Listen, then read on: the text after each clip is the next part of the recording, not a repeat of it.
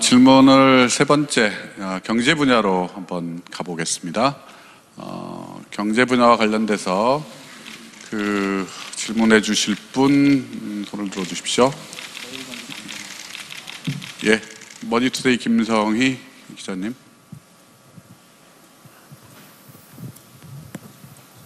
네, 머니투데이 김성희 기자입니다. 대통령 떨리지 않으십니까?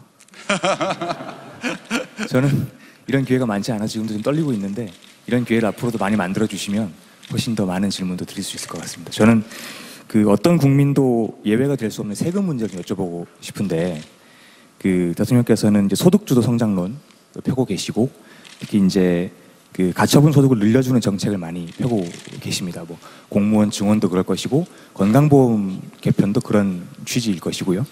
그리고 뭐 기초연금 문제도 있고. 그런데 그렇게 하자면 지금 내놓으신 세제 개편안 이외에 추가적으로 세원 기반을 더 늘리는 그런 뭐 세제 개편, 뭐 증세라고 표현할 수 있겠습니다만, 그런 것이 뭐 불가피하게 필요하지 않느냐, 뭐 이런 지적들도 있는데, 증세든 세제 개편이든 이 세금 문제에 대한 어떤 5년 동안의 로드맵이라든지 그런 대통령님의 어떤 구상 있으시면 말씀 부탁드립니다. 정부는 이미 아주 대기업, 초대기업에 대한 법인세 명목세율 인상, 그리고 또 초고소득자에 대한 과세 강화 방침을 이미 밝혔습니다.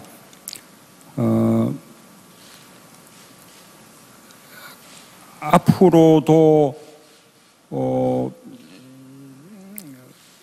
우리 사회의 어떤 조세의 공평성이나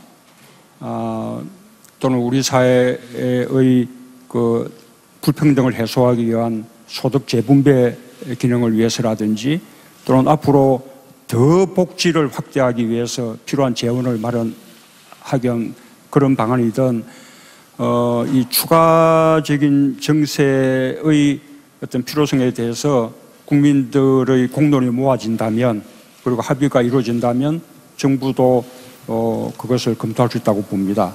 그러나 현재 지금 정부가 발표한 여러 가지 이 복지 정책들에 대해서는 지금까지 정부가 발표한 정세 방안만으로 충분히 재원 감당이 가능하다고 봅니다.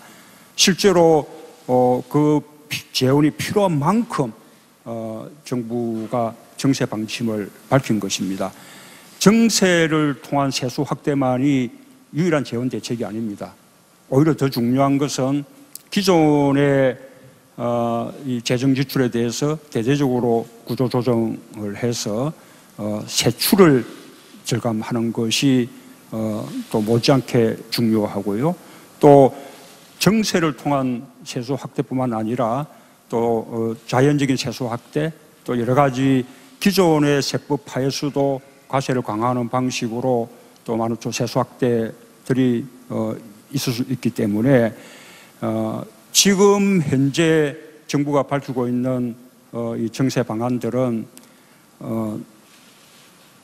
정부에게 필요한 재원 조달에 딱 맞추어서 맞춤형으로 그렇게 결정된 것이다라는 말씀을 드리겠습니다. 그래서 정부의 여러 정책에 대해서 재원 대책 없이 계속해서 무슨 산타크로스 같은 정책만 내놓는 것이 아니냐, 이런 걱정들을 하는데, 하나하나 꼼꼼하게 재원 대책을 검토해서 가능한 범위 내에서 전부 설계된 것이다 라는 그 말씀을 드리고, 곧 내년도 예산안이 발표될 텐데 그 예산안을 보시면 얼마의 재정 지출이 늘어나고, 그 늘어나는 재정 지출에 대해서 어떻게 우리가 정부가 재원을 마련할 방침인지 하는 것을 전부 직접 이렇게 확인할 수 있을 것이라고 그렇게 생각합니다. 예, 대통령께서 산타크로스 정책 아니냐라고 이야기하신 건 오늘 아침에 모 일간지에 조간에 나온 제목을 보신 것 같은데요. 대통령께서 이렇게 아침마다 열심히 신문 또 방송 다 보시고 계시다는 거 확인하셨죠? 자, 그러면 다음 순서는 우리 경제 분야에서 한 번 더 질문을 받도록 하겠습니다. 네, 매경 강계만 반장.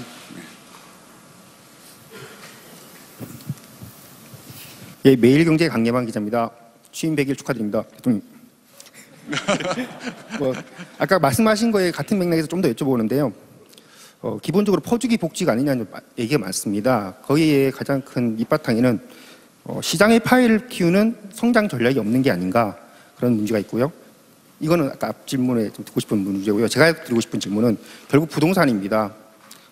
파리 부동산 대책을 통해서 투기 세력에 대한 경고 메시지 날렸지만 실질적으로 구매하고자 하는 우리 서민들, 국민들은 그림의 떡이 아닌가 생각을 하고 있습니다. 그래서 문재인 정부가 생각하는 부동산 정책 로드맵, 아울러 여기에 포함해서 보유세 인상까지도, 부동산 보유세 인상까지도 검토하시는지 한번 의견 부탁드리겠습니다. 감사합니다.